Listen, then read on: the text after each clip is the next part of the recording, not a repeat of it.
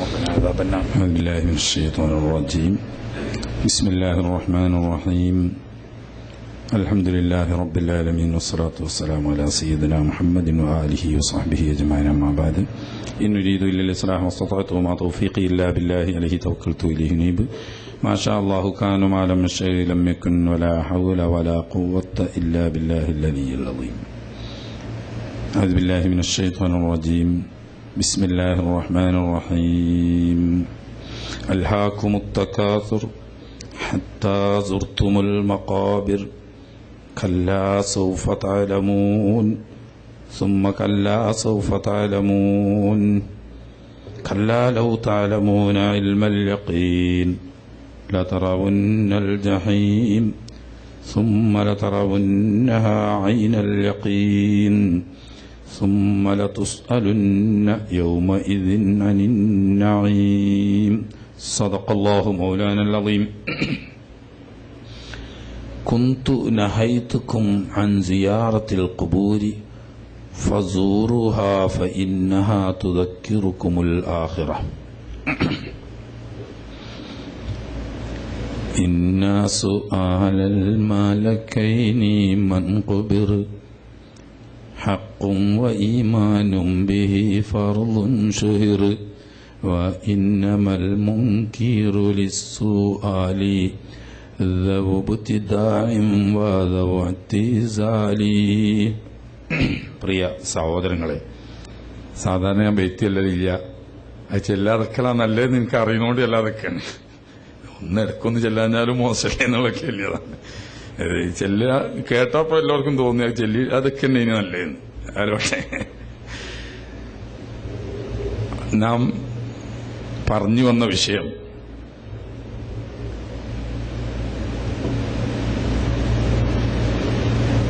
മരണം വരെ ചില കാര്യങ്ങൾ പറഞ്ഞു തീർന്നൊക്കെയല്ല, ചുരുക്കം ചില കാര്യങ്ങൾ. ഇനി ഖബറുമായി ബന്ധപ്പെട്ട ചില കാര്യങ്ങളാണ് നമുക്ക് ഇന്ന് ഓർമ്മ പുതുക്കാനുള്ളത്. 3 ഘട്ടമായിക്കൊണ്ടാണ് മനുഷ്യ ജീവിതം അല്ലാഹു സുബ്ഹാനഹു വ തആല സംവിധാനിച്ചിരിക്കുന്നത്. ഒന്ന്, ഐഹിക ലോകത്തെ ജീവിതം. അത് ഉമ്മയുടെ ഗർഭാശയത്തിൽ നാം ജീവൻ ജന്മം കൊള്ളുന്നതോടുകൂടി തുടങ്ങി ഈ ലോകത്തു നിന്ന് മരണപ്പെടുന്നത് വരെയുള്ള ലോകമാണ് ഒന്നാമത്തെ ലോകം. ഇപ്പൊ അതിലാണ് നമ്മളുള്ളത്. രണ്ടാമത്തെ ലോകം മരണം മുതൽ ഇസ്രാഫീൽ അലൈഹിസ്സലാം എന്ന മലക്ക് രണ്ടാമത് സൂറിൽ ഊതുന്നത് വരെയുള്ള ഒരു ഘട്ടമാണ്. വളരെ സുദീർഘമായ ഒരു ഘട്ടം. ഇതിന് ദുനിയാവ് എന്നും പറയാൻ വയ്യ, ആഖിറെന്ന് അങ്ങനെയും പറയാൻ വയ്യ. ദുനിയാവിന്റെയും ആഖിറത്തിന്റെയും ഇടയിലുള്ള ഒരു മൂന്നാം ലോകം. വമിൻ ദൂനിഹിം ബർസഖുൻ ഇലാ യൗമി യുബ്അസൂൻ എന്ന് അല്ലാഹു സുബ്ഹാനഹു വ തആല വിശുദ്ധ ഖുർആനിൽ തന്നെ ഈ ജീവിതത്തെ വിശേഷിപ്പിച്ചിട്ടുണ്ട്. അവരുടെ മുന്നിൽ ഒരു ബർസഖ് വരാനിരിക്കുന്നു. ആ ബർസഖ് ഏതുവരെയാണ്? ഇലാ യൗമി യുബ്അസൂൻ, മഹ്ശറായിലേക്ക് പുനർജീവിപ്പിച്ച് ഖബറിൽ നിന്നിട്ട് പുനർജീവിതം നൽകി യാത്രയാക്കുന്ന വേള, അഥവാ ഇസ്രാഫീൽ അലൈഹി ഇസ്ലാമിന്റെ രണ്ടാം ഘട്ടത്തെ ഊത്ത്. അതുവരെയുള്ള ഒരു ബർസഖ് അവരുടെ മുന്നിൽ വരാനിരിക്കുന്നു എന്ന് അല്ലാഹു സുബ്ഹാനഹു വ തആല ഖുർആൻ ശരീഫിലൂടെ നമ്മോട് ഉണർത്തി. ഇതിന് ബർസഖിയായ ലോകം എന്നാണ് ഖുർആൻ തന്നെ നമ്മുടെ മുന്നിൽ പരിചയപ്പെടുത്തിയത്. ബർസഖ് എന്ന വാക്കിന് അത് സൂചിപ്പിക്കുന്നത് പോലെ തന്നെ ഇടവേള എന്നാണ് പറയുക. കടലിനെ പറ്റി പറഞ്ഞിട്ടുണ്ട്.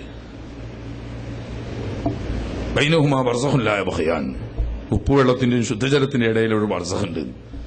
അത് ഒന്നിന്റെ അതിൽ ലംഘിച്ച് മറ്റേതിലേക്ക് കടന്നു കയറില്ല. അതിന്റെ ഇടയ്ക്ക് ഒരു ബർസഖ് ഉണ്ട് കാരണം എന്നതുപോലെ ദുനിയാവിന്റെയും ആഖിറത്തിന്റെയും ഇടയിൽ ഒരു ബർസഖ് ഉണ്ട്. ഈ മൂന്നാം ലോകം എല്ലാ അർത്ഥത്തിലും പൂർണ്ണമായി ദുനിയാവിന്റെ രീതിയിലല്ല, എന്നാൽ പൂർണ്ണമായിട്ട് ആഖിറത്തിന്റെ രീതിയിലുമല്ല. അതുകൊണ്ട് തന്നെയാണ് അതിന് ഇത് രണ്ടിലും പെടാത്ത ഒരു ബർസഖായിട്ട് അല്ലാഹു തആല വെച്ചത്.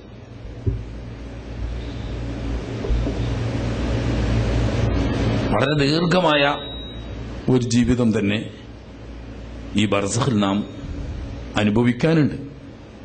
മഹാനായ ഹബീബ് അഷ്റഫുൽ ഖൽഖ് സ്വല്ലല്ലാഹു അലൈഹി വസല്ലം തങ്ങൾ പറഞ്ഞതായി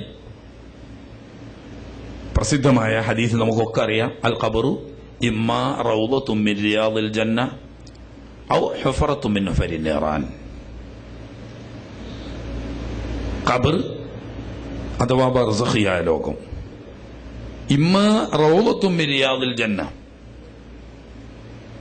സ്വർഗീയ ഉദ്യാനങ്ങളിൽപ്പെട്ട ഉദ്യാന സമാനമായിരിക്കും ചിലത്. ഔ ഹുഫറത്തും മിൻ ഹുഫരിൻ നിറാൻ, അതല്ലെങ്കിൽ അഗ്നികുണ്ഡങ്ങളിൽപ്പെട്ട ഒരു അഗ്നികുണ്ഡമായിരിക്കും.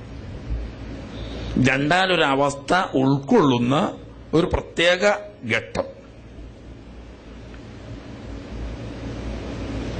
അതുകൊണ്ട് തന്നെ പൂർണ്ണമായി ദുനിയാവിന്റെ സ്വഭാവം അവിടെയില്ല.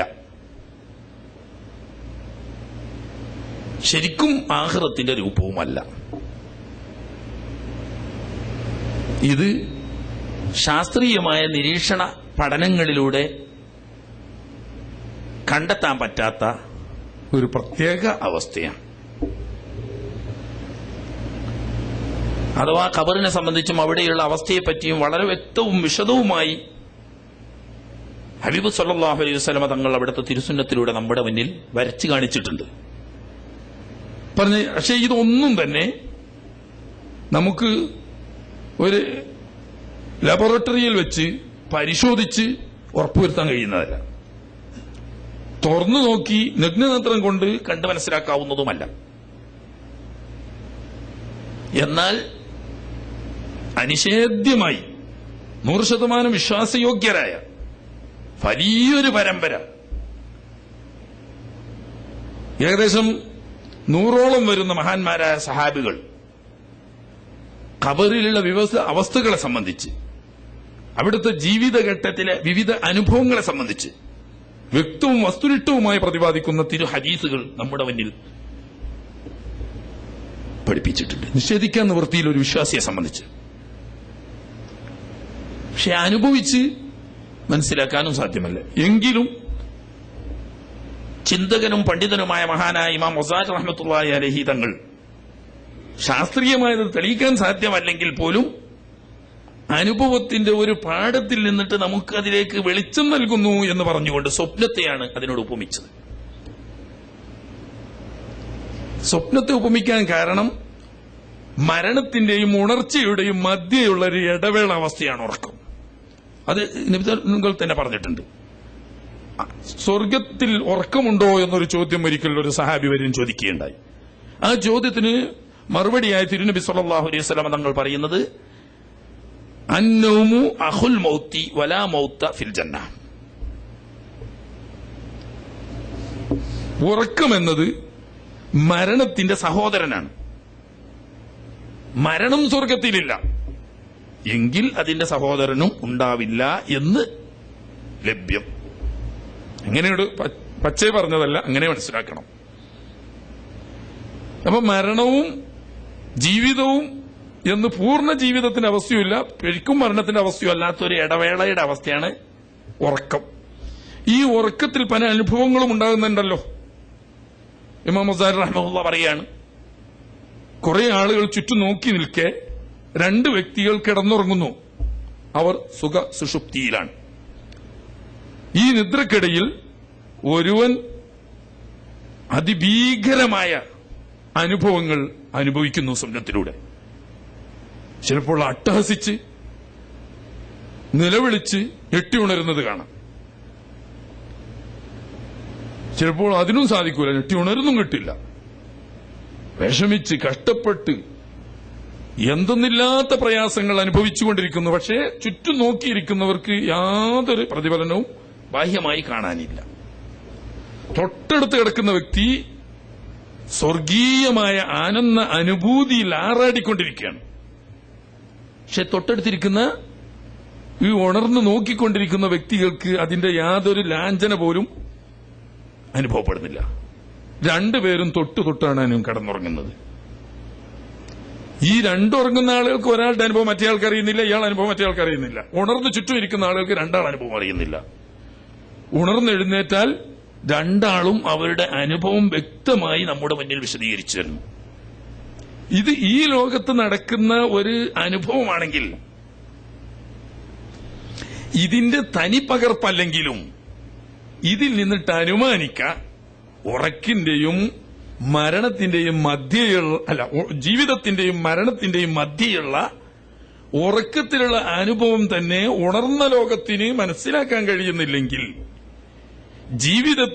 ദുനിയാവിന്റെയും ആഖിറത്തിന്റെയും ഇടയിലുള്ള ബർസഖിയായ ജീവിതം, ദുനിയവിയായ ജീവിതത്തിൽ ജീവിച്ചിരിക്കുന്ന ആളുകൾക്ക് അവരുടെ നഗ്നനേത്രം കൊണ്ട് അനുഭവിക്കാനോ അതല്ലെങ്കിൽ വല്ല ലാബോറട്ടറികളിലും കൊണ്ടുവന്ന് പരിശോധിച്ച് വിധി കണ്ടെത്താനോ സാധ്യമല്ല എന്നതുകൊണ്ട് നിഷേധിക്കേണ്ടതില്ല.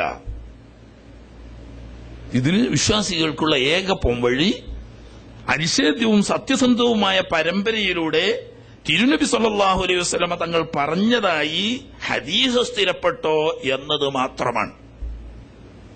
അതുണ്ട്. ഖുർആൻ തന്നെ ആ വഴിക്ക് ധാരാളം സൂചനകൾ തന്നിട്ടുമുണ്ട്. ഖുർആനിൽ വ്യക്തമായി വെട്ടിത്തുറന്ന് പറഞ്ഞിട്ടില്ലെങ്കിലും ഇതിലേക്ക് സൂചനയായി വിവിധ സന്ദർഭങ്ങളിൽ ഖുർആൻ ഇത് സംബന്ധമായി നമ്മോട് സംസാരിച്ചിട്ടുണ്ട്. അതിൽപ്പെട്ട വ്യക്തമായ സൂചനയാണ് സൂറത്ത് ത്വാഹയിൽ വമൻ അറള അൻ ദിക്രി ഫഇന്ന ലഹു മഈശതൻ ലൻകാ വനഹ്ശുറുഹു യൗമൽ ഖിയാമത്തി അഅമാ ഖാല റബ്ബി ലിമ ഹശർതനി അഅമാ വഖദ് കുൻതു ബസീറാ. ഈ ആയത്തിനെ സംബന്ധിച്ച് പ്രശസ്ത ഖുർആൻ വ്യാഖ്യാതാക്കളായ മുഫസ്സിറുകൾ പറയുന്നത് അള്ളാഹുവിന്റെ കൽപ്പനകൾ അതിലംഘിച്ച് ദേഹേച്ഛപ്രകാരം യഥേഷ്ടം ജീവിച്ച് മരിച്ച മനുഷ്യൻ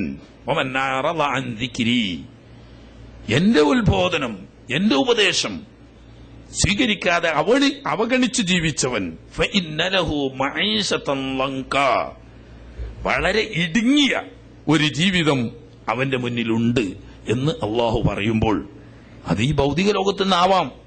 അങ്ങനെ വ്യാഖ്യാനിച്ച പണ്ഡിതന്മാരും ഉണ്ട്. എങ്കിലും തിരുനബി സല്ലല്ലാഹു അലൈഹി വസല്ലം തങ്ങളുടെ ഹദീസ് കൊണ്ട് ഈ ഖുർആൻ ആയത്തിനെ വ്യാഖ്യാനിച്ച പണ്ഡിതന്മാരൊക്കെ പറയുന്നത് മഹാനായ തിരുനബി സല്ലല്ലാഹു അലൈഹി വസല്ലം തങ്ങൾ ഖബറിൽ മയ്യിത്തിനെ കൊണ്ടുപോയി വെക്കുന്ന ശേഷം ആദ്യമായി ഖബർ മൂടിക്കഴിഞ്ഞാൽ അനുഭവപ്പെടുന്ന അനുഭവത്തെപ്പറ്റി പറഞ്ഞ ഹദീസുകളിലൊക്കെ യുളയ്യിഖു അലൈഹി ഖബറുഹു ഹത്താ യഖ്തലിഫ അദ്ലാഉഹു. ഖബർ അവന്റെ മേലെ ഇങ്ങനെ ഇടുങ്ങി രണ്ട് വശത്തുള്ള വാരിയലുകൾ പരസ്പരം വിരൽ കോർക്കുന്നത് പോലെ കോർത്തു കയറിപ്പോകും. ഇത് എല്ലാവർക്കും ബാധകമാണ് എന്നാണ് സഹീഹായ പ്രസിദ്ധമായ ധാരാളം ഹദീസുകളിലൂടെ സ്ഥിരപ്പെട്ടത്. സത്യവിശ്വാസികളും സജ്ജനങ്ങളും ഉൾപ്പെടെ എല്ലാവർക്കും ഇത് ബാധകമാണ്. പക്ഷേ വ്യത്യാസം സത്യവിശ്വാസിയും സജ്ജനങ്ങളിൽപ്പെട്ടവനും ആണ് എങ്കിൽ ഒരു നിമിഷം അല്ലെങ്കിൽ ഒരു നിമിഷാർദ്ധം ഇടുങ്ങിക്കഴിഞ്ഞാൽ അടുത്ത നിമിഷത്തിൽ അത് വിശാലമായി ഓരോ മനുഷ്യന്റെയും പദവിക്കും സ്ഥാനത്തിനും മഹത്വത്തിനുമനുസരിച്ച് 40 മുഴം വിശാലമാകുന്നു എന്ന് പറഞ്ഞ പല ഹദീസുകളുമുണ്ട്. 70 മുഴം വിശാലമാകുമെന്ന് പറയുന്ന ഹദീസുകളുണ്ട്. കണ്ണെത്തുന്ന ദൂരം അത്രയും വിശാലമാകും എന്ന് പറയുന്ന ഹദീസുകളുണ്ട്.